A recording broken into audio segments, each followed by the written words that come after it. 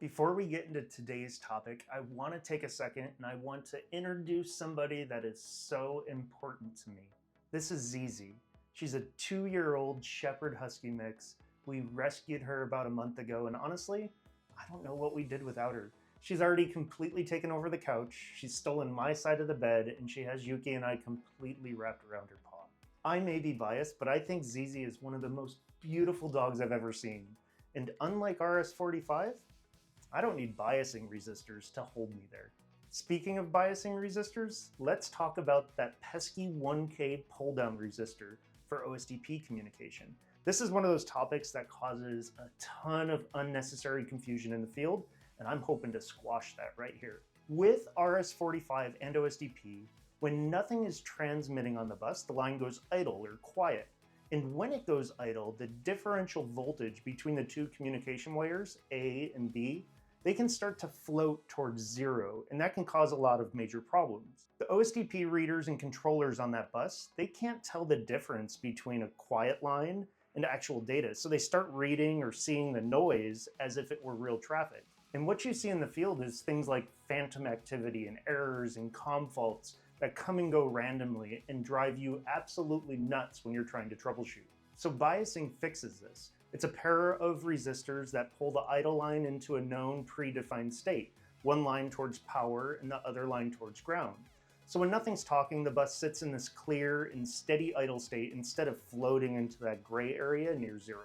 Now here's where the confusion seems to come in, because a lot of people still think that they need to add this 1K pull-down resistor to the Mercury boards in the field when they're wiring up OSDP. So let's clear this up.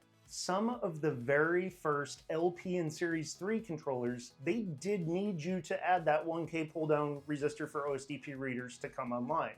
And on those early boards, the guidance was to install a 1K pull-down resistor between the data 0 and the ground terminal. And this would firmly hold that idle state on the OSDP line. But Mercury Engineering, we caught this early and we changed our design and we built in that biasing resistor straight into the circuitry of the controller. And from that point on, there was never a need to add a 1K pull-down resistor in the field.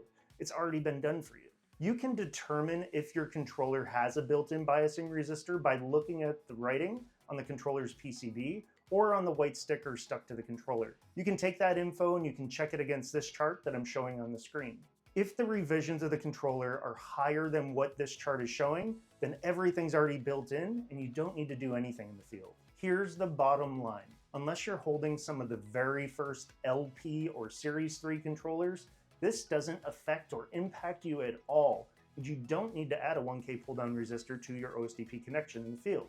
And on current hardware like MP, that biasing resistor is already built in too. So if you're still adding it out of habit, you should stop. All right, one last thing, and this is going to be important. Biasing resistors and end-of-the-line termination resistors are two completely different things, even though both are living on the same OSDP line. Make sure you look at them separately because they're doing completely separate jobs. Biasing resistors, they hold the idle state so that that line doesn't float. And again, you probably don't ever need to worry about this ever again. And then the end-of-the-line termination resistors, those are the 120 ohm resistors that we talked about last week. These absorb the signal and reflections so that the echoes don't corrupt your data.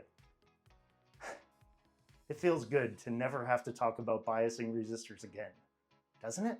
That's the Mercury Minute. Stay open and stay secure, my friends. See y'all next time.